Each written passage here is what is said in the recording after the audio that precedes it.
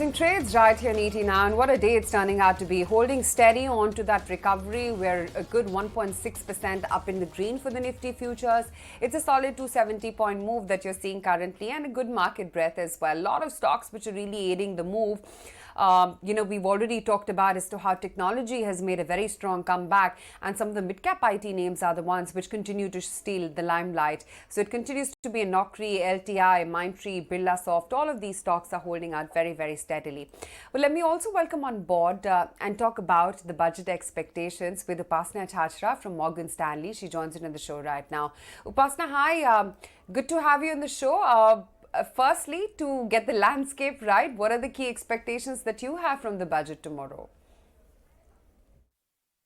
Yeah, so we are going to be focusing on three key things from the budget for fiscal 23.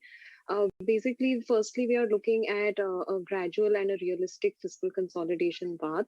Secondly, we are looking for investment push, given what the government has been doing since last year. And thirdly, on the strategic divestment side, what the government is going to look at in terms of raising resources to improve the public sector balance sheet.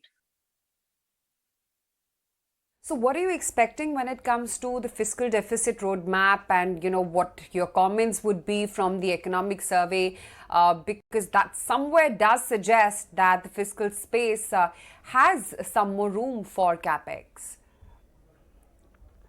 Look, see, when we're looking at the fiscal deficit roadmap, I think the starting point for fiscal 22 will also be important. So the government has budgeted for a number of 6.8% of GDP for fiscal 22.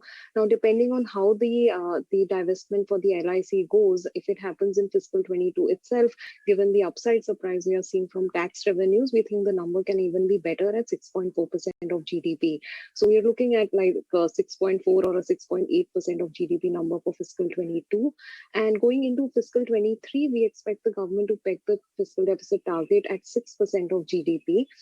This will be premised on continued tax buoyancy as what we are seeing currently in this year. So we expect tax to GDP to remain largely steady going into fiscal 23. And on the revenue spending side, we expect some curtailment given the pandemic-related disruptions continued in fiscal 22, and we have seen revenue spending being higher than budgeted. We think there will be some reduction in that, which will help to reduce the overall fiscal deficit number to around 6% for fiscal 23. Overall, we think that the capital spending will still remain in favor. We expect it to grow double digit and go higher as a percentage of GDP. And that will mean that the spending mix remains productive, which is good from a near term and a medium term perspective of growth outlook. Good afternoon. Well, you did talk about how you expect some curtailment when it comes to the revenue expenditure and a double-digit growth as far as the capital expenditure is concerned. But which sectors do you think will drive this expenditure? Will it be railways? Will it be transport, infrastructure? Which are the segments which will be the key growth drivers? So the government has been favoring infrastructure investment spending. Look, if you look at the numbers in the last few years for roads and railways, even ports, etc. So we think that strategy will continue into fiscal 23. So we think the transport sector overall will remain in favor to push the infrastructure capex on the public capex side. Apart from that, I think the government is also creating a conducive environment for private capex to pick up. So we have seen that the production-linked incentive schemes have been approved for 14 sectors. That is going to be a key incentive for private capex to also improve as we enter, go towards the latter half of 2022. And we'll be looking for more details around the PLI schemes, if there's any indications for any expansion of coverage in terms of new sectors getting added or increased outlays as well. Upasana, let me talk to you about inflation as well, because that has been a worry not only for India but the entire globe. In fact, in US, it's sitting at a 40-year high level.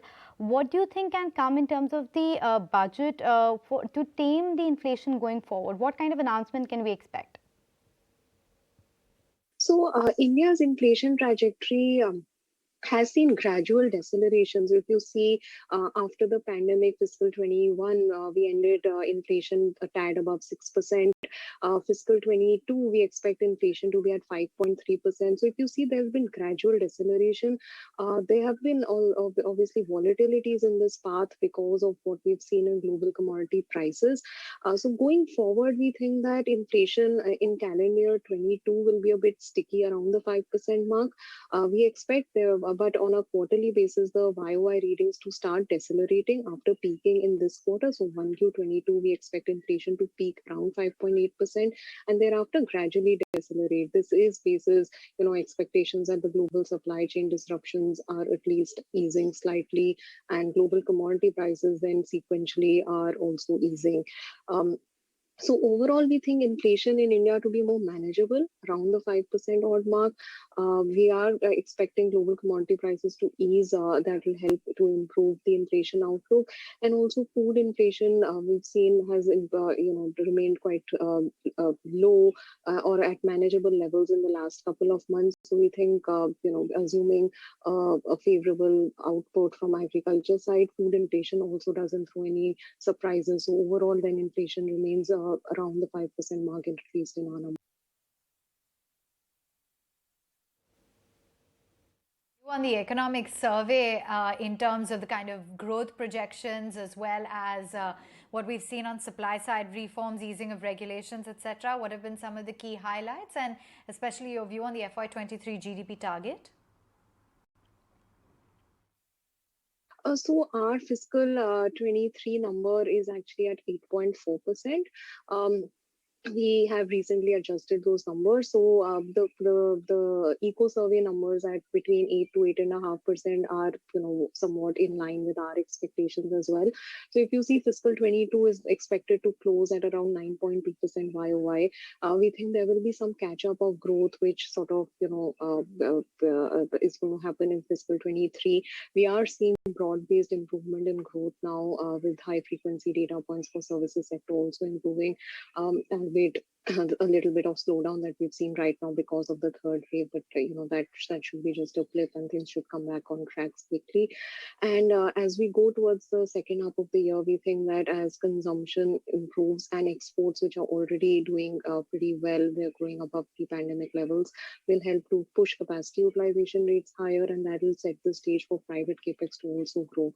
So that then creates a sort of a full-fledged growth recovery path for India, which keeps us optimistic for fiscal 23 and also the near-term years as well.